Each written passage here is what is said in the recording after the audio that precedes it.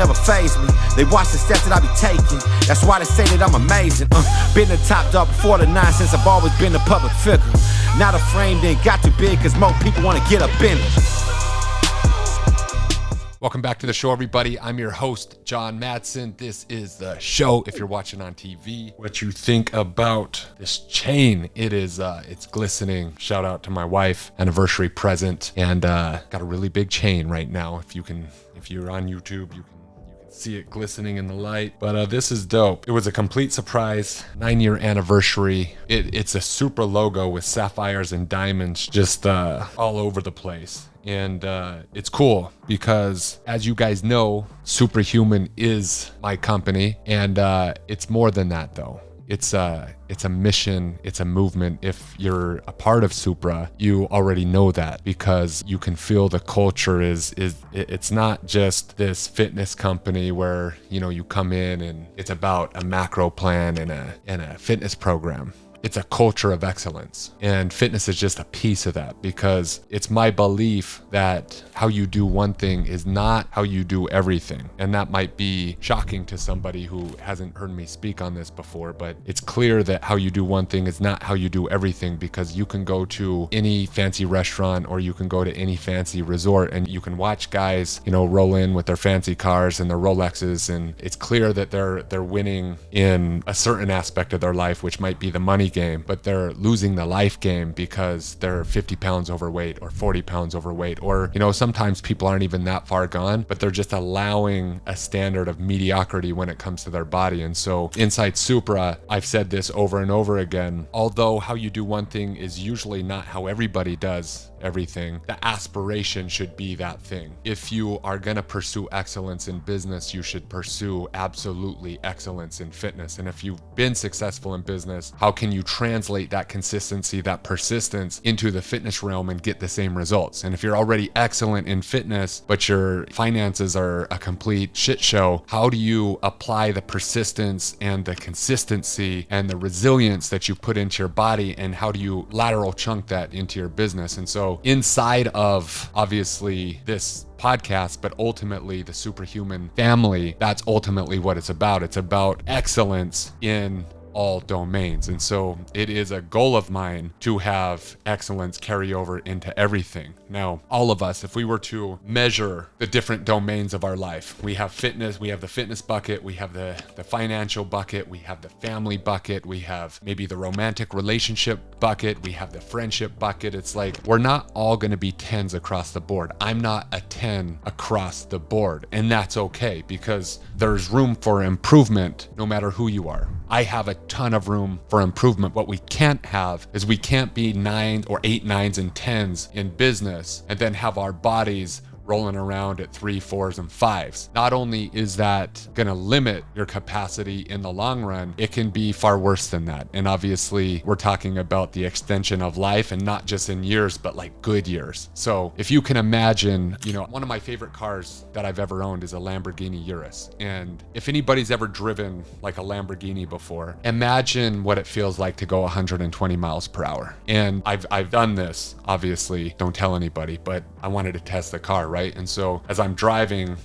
from here to Las Vegas, not too long after I get the car. And so there's those highways where, you know, it's just one lane in both directions. And so, you know, if there's an opening, car was going slow, I'm like, I'm gonna just punch it and get around them. And so real quick, 120 miles per hour, right? And it's like, whoa, like this car handles 120 miles per hour like a champion, like it was built for it, right? And imagine doing 120 miles per hour in a Honda Civic 1990. Right? It's like, I got nothing against Honda, but it's just like, just imagine that you're going 120 miles per hour in a Honda Civic. I've never done that, but I can imagine the road is gonna be like, it's gonna be bumpy. The steering wheel's probably gonna be shaking. You're gonna feel a bunch of stuff. And it's like, that car isn't meant for 120 miles per hour. Right? And so think about this though. We have some CEOs and business people and executives and leaders who are running their lives at 120 miles per hour. I mean, they are winning in their race to be successful. And so they're doing it though in a vehicle that's not built for it. So their RPMs are completely revved out.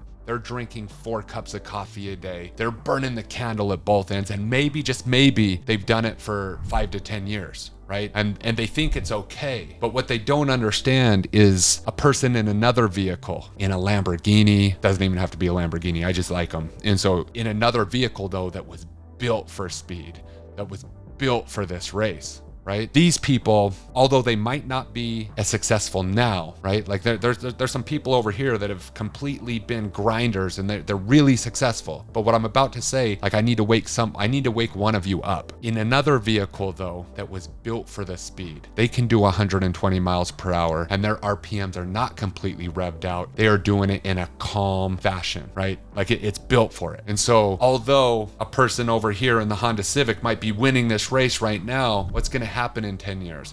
What's going to happen in 15 years? Is it sustainable, right? Is that energy sustainable? Are they going to have the vitality? Are they going to be able to continuously exude the characteristics needed for that high performance life? Or is there inevitable burnout going to happen because they're doing it in a vehicle that's not meant for speed? And that's really what I want you to consider here. Okay. And so if you're thinking, dude, John, I've been grinding in a vehicle. I need to upgrade my vehicle. My body needs an upgrade. And this physicality, like I need to be built for this speed for a really long time. Now I want to jump into the real reason why you haven't figured this fitness game out yet, because there's a reason you might not have thought of yet, and I want to bring it to your attention on this show. The real reason you haven't been able to get ridiculously fit, to completely upgrade your vehicle, your body, is because of this one thing that I'm about to say. I want to share with you, I was thinking about this the other day, and I remembered back in the day when I played high school ball that we used to play shirts and skins. So anybody that's ever played basketball, it's normal. Like one team is, their shirts off and the other team has their shirts on. So you know who's on your team, right? And it was interesting to me as I look back on this, because I was so insecure about my body. Like I was scrawny, I was weak. Like I'd play in a game where if I was on a team with the shirts, like I'd be a dominant athlete. Like I was a good athlete. And so I could go from dominating a basketball game when I'm 15, 16, 17 years old to the very next game when we chose different teams, right? Maybe we switched teams or whatever. And I go from a player that had his shirt on to a player on a team with their shirts off. And the same day, maybe 5 minutes apart, I go from being dominant to being completely irrelevant on the court, because instead of focusing on the game like I could when I had my shirt on, when I had my shirt off, I was all up in my head and all I could think about was how scrawny I looked, how skinny I looked. And as I thought about how scrawny and weak and skinny I was, that's how I started to play. And so it was like mind-boggling to me how I could go from really good to really shitty with one simple change, and that change was just whether I had my shirt on or shirt off. That had nothing to do with skill level, had nothing to do with anything, but it shifted my perspective of myself. And as my perspective shifted and my insecurity became very noticeable in my mind, I couldn't play anymore. And the reason I tell you this story is because it's going to pertain to the exact reason why you can't get fit if you've tried for a really long time. I fucking hated being scrawny. I hated it. There was a nickname that a lot of kids used to call me in high school. It was Lerp. And so this was like, you would call a kid a Lerp if they were like tall and like skinny and scrawny, right? And to me, it just like embodied this unathletic, like sloth looking creature. And every time I heard that, and you know how kids like make fun of each other and it's all good, right? But every time I heard it, it lit my soul on fire. It was like a burning hatred for the word, like a burning anger. And what it did though, is like every time that I heard it, it was like a trigger. It's like, I'm gonna fucking show you one day. Like I am gonna be strong and powerful one day. So this insecurity, this hatred, this burning desire manifested itself for me, luckily, to go into the weight room and do something about it. And so every time I was there, the reason I was there was not to be a better football player, was not to be a better basketball player. Like I'd tell my parents that, right? I'd be like, oh, I want to go lift because I want to be a better athlete. No. The real reason that I was very in tune with was because I did not want to feel that insecurity in my body. I hated to be skinny. And I used that fuel to fuel my motivation to do whatever whatever it took to not be that for the rest of my life. And here is the lesson for you. So many of you business guys, so many of you people who are married right now and you live a comfortable life, you have food on the table. In fact, you have too much fucking food on the table. You can go to different 5-star restaurants, like money's not really an object. Your kids go to great schools, you drive great cars, you're not in the Honda Civic pulling up to your kids' good schools. Here's the actual issue. And the reason why, like, you can't tap into this motivation for fitness like I can, and like some of the people in the SUPRA program can. Here's the reason. Your conscious mind, the language of your conscious mind, what you're actually aware of, usually can take in maybe 60 bits of second of information per second, not very much. So your conscious mind's language is logic, right? And these are the logical reasons you should get fit. You go to the doctor, you get on the scale, your doctor says, you know, man, like, you're not completely out of shape, but you really should drop 20. And maybe he says, like, look, if you want to be around, like, you should really lose, 10 to 20 pounds. And so logically, that's a really good reason for you. You're like, you got a family, you want to be around for a lot of years, like I just mentioned. So logically, you should get in shape. Logically, you understand that. Logically, you go to the gym, you're actually,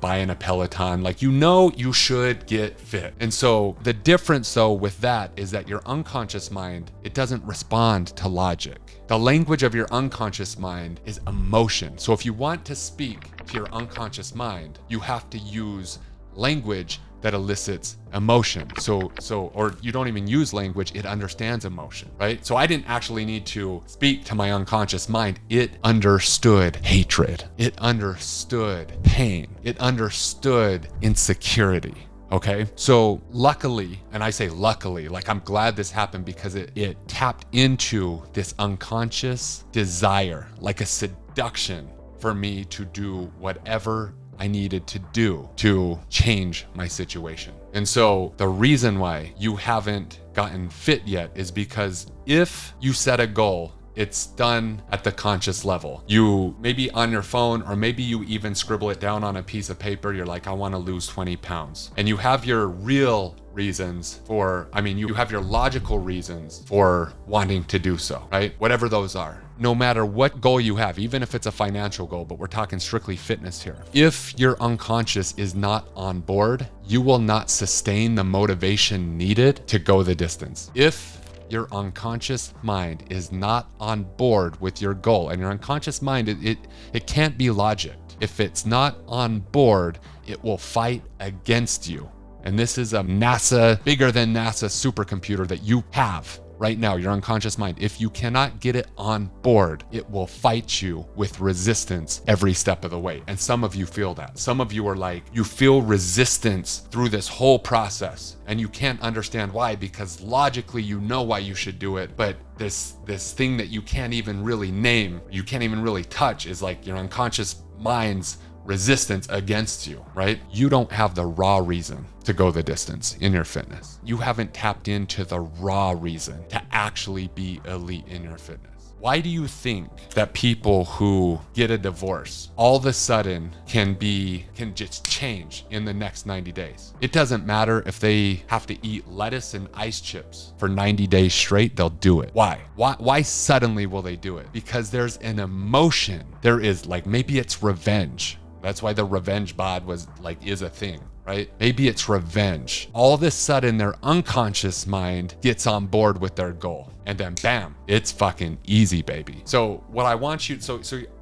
I know you got the message today. I know you did. And if you liked it, thank you. Please share it, leave a review. I appreciate all the support. But what I really want you to do now is what to do with this. So if you've been struggling in fitness, here's the game. I want you to write down 10 reasons. And I want you to be as raw, write it as if nobody would see it. Write it as if nobody would see it. 10 real reasons why you want to be completely lights out shredded. Why? If you don't want it, if you can't come up with it, you're never going to get it anyways. Okay. But I want you to get 10. And then I want you to circle the top 2. But see, I shared a story, my reason, I'm so insecure about being scrawny and weak that I legit desire to be King Leonidas jacked. Legit desire, like a desire in my heart. And that's why fitness is easy for me, right? But if you don't allow the rawness of the emotion or the rawness of your why, if you're just like, oh, because my doctor said this, or I want to be around for my kid, or I want to be